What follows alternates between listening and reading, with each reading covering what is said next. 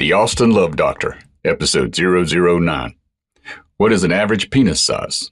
Improving sex and finding the G-spot.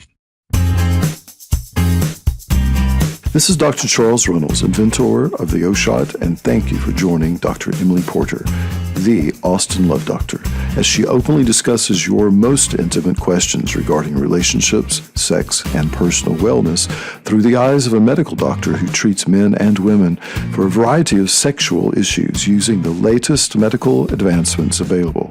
Get comfortable, relax, and welcome your host, Dr. Emily Porter.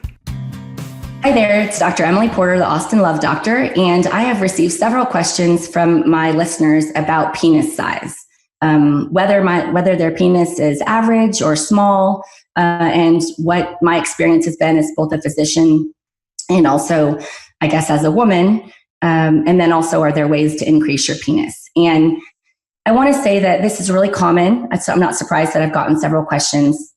About 45% of all men, studies show, believe that their penis is small. And the reality of it is that it's probably not. And I'm going to explain why. And I want you to be rest assured that about 85% of all women say that they're happy with their man's size. So there's definitely a disconnect there that men are worrying over nothing, if you will. There is something called penile dysmorphic disorder, and that is people who, there's body dysmorphic disorder, which is when people believe that they're never perfect and they have another surgery and then they still don't think their nose is small enough or their lips aren't right, and then they have another one and they have another one, and they kind of are never sort of satisfied. So there's a subset of men that actually feel just so self-conscious about the size of their penis that it can become psychological. And I actually had a gentleman once that had that. He was like, I don't know, almost 40. And he said he'd had erectile dysfunction for about 10 years. And he thought that his penis was too small. And he thought maybe that was the cause. He didn't really have any medical reason to have it. And he had some procedures done, which we're going to talk about. And the reality of it is that his penis got bigger, but it didn't fix his erectile dysfunction. And in fact, it kind of made it worse because now he had some complications from the procedures that he'd had done. So if you get nothing out of this episode, it's that you're probably normal. And women don't care. So that's the takeaway. But here's your answer. So studies of over 15,000 men, articles in the Journal of Urology, the Annals of Plastic Surgery, the Journal of Sexual Medicine, and then going back 25 years to the Kinsey Institute is where these numbers come from. And you have flaccid and erect, your whole grower versus shower. I guess the shower is what are you showing in the locker room and why is anybody else looking? And then some people are, don't expand a whole lot. And then some people, they're small and flaccid and they get quite a bit bigger. But here's the numbers. So flaccid, the average length of men is 3.5 inches. That range is somewhere from 2.8 inches to 3.9 inches. And the average girth, which is the circumference, is about 3.6 inches. And the range there is around 3.2 to 3.9 inches. So roughly the same length, and that would be measured from the base to the end of the head of the penis, which you can do with, just pull it taut, and then you can put a ruler all the way to your pubic bone and then measure. Same thing with erect, it would just be erect. And then for girth, you can use a string or a cloth tape measure and measure. If you use a string, then you just lay it down on a ruler. And so erect, the average length is 5.16 inches and the girth is 4.59 inches. So 5.16 inches is your average length for an erect penis. Now, interestingly, the average vaginal length when aroused, which the vagina can expand up to 200% during arousal, is 4.25 to 4.75 inches, which means that the average penis is longer than the average vagina. So why do you need it to be any bigger? It's not going to probably go inside a woman anyway. So it doesn't really need to be 7 or 8 inches. You have your cervix in there unless you've had a hysterectomy, and certain positions obviously increase the amount of the chance that you're going to hit a cervix, and also length of the woman and length of the man. But I think some women find that to be pleasurable, but I never did. I always thought it was uncomfortable. Like, why? What are you hitting? You're hitting a wall. And most men don't have well, I've never had a man that told me that was stimulating to them to hit the end. Maybe it mentally makes them feel like, wow, I'm so huge, but I don't think it's probably getting your woman off. So you don't need to be that big and be longer than the woman that you're with. So this also statistics show that 90% of men are within 1 inch of the average on either end. So it's really a true bell curve. And newer studies show the same. So odds are you're probably erect within, 4 to 6 inches, and a length, and then girth, 3.5 to 5.5. So the bell curve shows, again, 90% of people are 4 to 6, and then they consider 7 to 8 inches to be extremely large, and that's 1% of men. And that even bigger than 9 inches is about 0.1% of the population. So 1 in 10,000. So if you're 9 inches erect, you're a needle in a haystack. 1 in 10,000. If you're 7 to 8 inches, you're more like 1% or less than 1%. So they also found no correlation between race, hand size, or shoe size. So those things are not true. And at the end of the day, I don't really think it matters. I think that probably if you're heterosexual and you are a man who sleeps with women, once you're outside of, in the locker room, maybe you see some flaccid penises, but when are you really being exposed to other men's penises?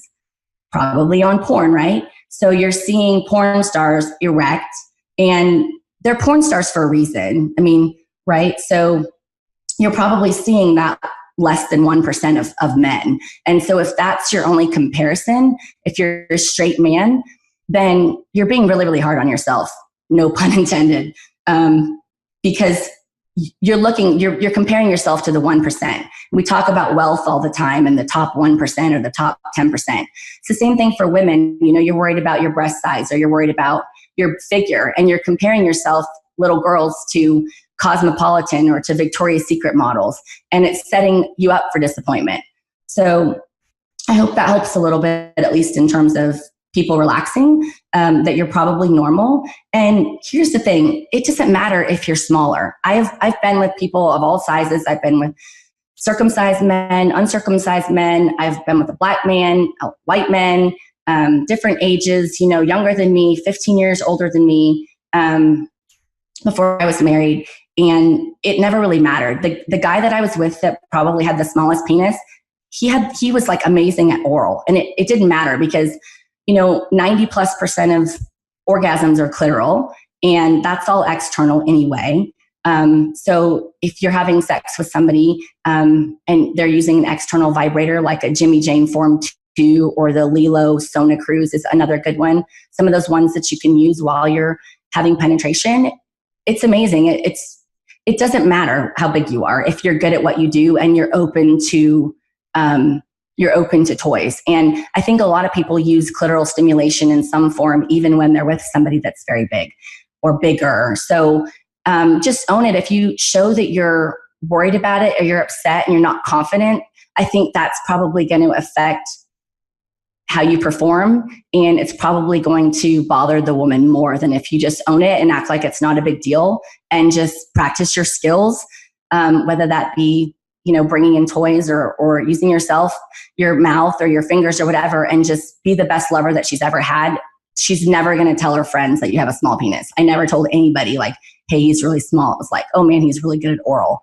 And that's really probably what most women want anyway. If you get me my O, then I don't care how it comes. And so the other thing is that where the G-spot is. So a lot of women believe in the G-spot, doctors do, we can see it. It's only about an inch inside the vagina. And so position yourself, even if you're 3 inches long, erect, whatever, you should be able to hit that. Some people think that the G-spot is actually an extension of the clitoris, just an internal form of it. And so that's still considered maybe a clitoral orgasm to some people. So you don't need to be 7 inches long. You don't need to have 3 inches sticking outside your woman to please her. But if you don't believe, the last one is that not only did 85% of women believe that their they were happy with their man, the size that he was, which is probably between 4 and 6 inches erect. But women, when asked about the size of their partner, they actually desired a smaller penis for a permanent lover, a longtime sex partner. It was only when they were considering a one-night stand did they suggest that they would like a larger penis by a little bit, maybe half an inch longer or with more circumference. So unless you're somebody's one-night stand, don't let it bother you. But if you really, really want to be bigger, you have a few options. So the most common thing is probably a penoplasty, which is a surgery. And what they do is they cut this suspensory ligament. The suspensory ligament is kind of right in the midline. It starts at your pubic bone. And what they do, if you're erect and you can sort of flex your penis and go, hey, that's the suspensory ligament that allows you to do that. And they can cut that, either cut it completely or divide it in half, and it can add about ½ inch on average to a flaccid penis. And then also they can do some liposuction to remove the fat pad that you have at the base of your penis, and that can make your penis look a little bit bigger. Interestingly enough, only 35% of men who had this procedure, which should be done by a plastic surgeon or a urologist, in my opinion, were satisfied. So you went through, you had this whole procedure, and then you maybe gain ½ inch flaccid. Who knows how much you actually gain erect, and you're not satisfied anyway. I had a patient that had this done. He also had a fat transfer at the same time. It was the man I was speaking of. He was like 39. I think he'd had it done. He said he'd had ED for a while, and he thought maybe that it was because he felt self-conscious about the size of his penis. So in his head, again, no pun intended, he thought, well, if my penis was bigger, I'd be more confident, and then I wouldn't have problems performing. So he went down to Houston, which is like 3 hours from me, 2.5, 3 hours from me. And he had the suspensory ligament cut, and he had fat transfer. And I'm not gonna lie, I mean, he was pretty like big around girth. Even I never saw him erect, but flaccid. It was pretty good. I didn't measure it, but bigger than I'd seen. And it still felt squishy. It felt like one of those, they make these water snakes that are kind of like a water balloon that you would hold between your hands. And as you hold it, it sort of slides down, and then you catch it with the other hand. They used to have those at carnivals and things. That's what it felt like. It was just squishy. And if you get erect, it's just a pencil inside of a pillow. So the whole thing doesn't get harder. The fat doesn't get harder anyway. So kind of what's the point? His suspensory ligament had been cut, and then he had this fat transfer. And he actually had some complications from the procedure because he had developed some nodules, some hard plaques on his penis in the fat. So there was that too. Anyway, he got a P shot because that was sort of his kind of last hope to see what would happen. So that's your other option, fat transfer, where they just do liposuction and then they inject it back in. About 40% of the fat will die, so they have to put more in than what they think. But again, it'll make your penis look bigger, but it's not going to improve or increase the size of your erection because fat doesn't become erect. It doesn't have that tissue. There's some people that will put filler in a penis. There was recently a guy, a diamond mogul, who died during a surgery to make his penis bigger. And we think they never really released the details of the procedure, but we think he had filler put in there. So you can put filler in the penis. I know there's a couple people that will do it or some procedures that do it. I've never done it. I just think the risk is too great. I know Dr. Runnels, who invented the Priapus shot, it's not part of our protocol. When you put filler into a vascular space, you always run the risk that you're going to inject it into an artery. And even if you use a cannula, which is a blunt tip rather than a sharp thing, even if you draw back on the syringe to see if you're in an artery or not, it's still possible. And I just don't think it's worth the risk, especially when I don't think it's going to change somebody's performance. So I don't perform that. But there are some procedures that do fat transfer or filler, or they do fat transfer with filler. So those are options. Some people think that the pump increases the size. We talked about this on one of our other episodes, but probably not flaccid. Your penis can sort of shrink as you get older if the arteries and the veins don't get nutrients. They don't fill up well. But if you use the pump routinely and you keep your arteries healthy and they can receive more blood and the veins can receive more blood and hold it better, then odds are you're probably going to have a better erection than what you did. Maybe it's not going to be bigger than it was when you were 20, but if it has shrunk a little bit, then you might be able to get some of that back with the daily use of a pump. And then the Priapus shot. So that's where we put platelet-rich plasma, which is blood we draw from your arm, and we inject it back into your penis. The cells, the platelets, they are like little suitcases of growth factors, and we inject them back in there really painlessly, actually.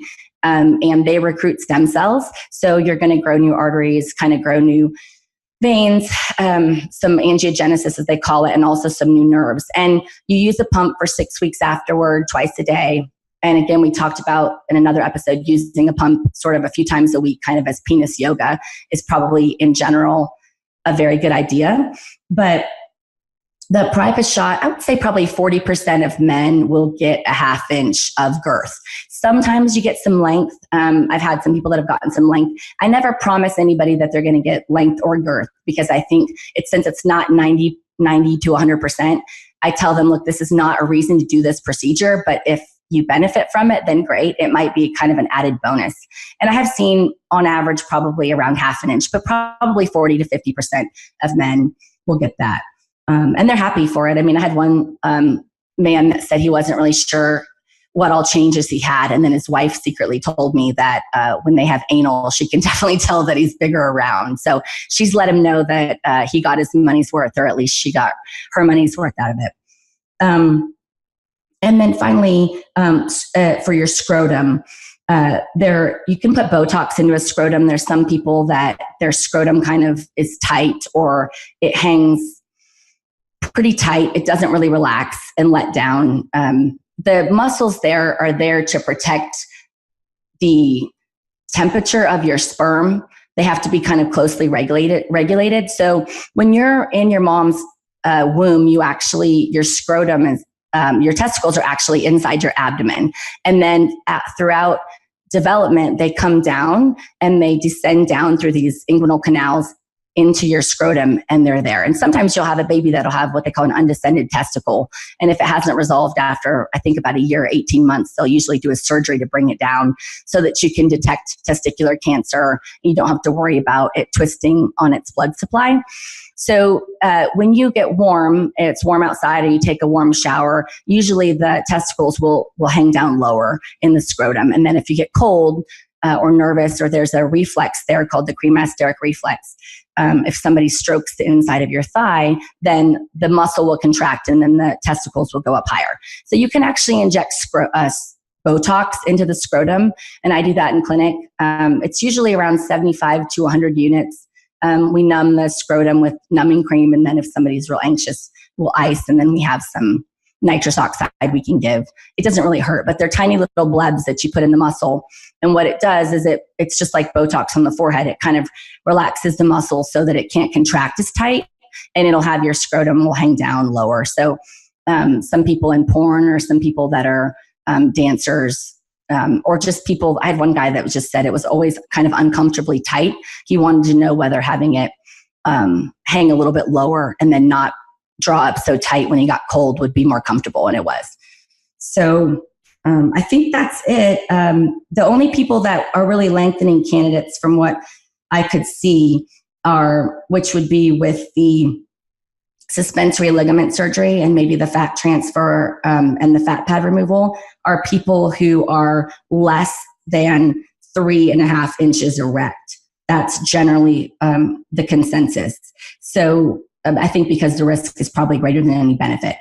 So there's your answer. I hope that answers all your questions. If you have more questions, please email me at drporter@austinlovedoctor.com. That's drporter@austinlovedoctor.com. Thanks for tuning in. Thank you for joining Dr. Emily Porter, the Austin Love Doctor. If you have a question about your relationship or sexuality, please feel free to contact her directly at austinlovedoctor.com.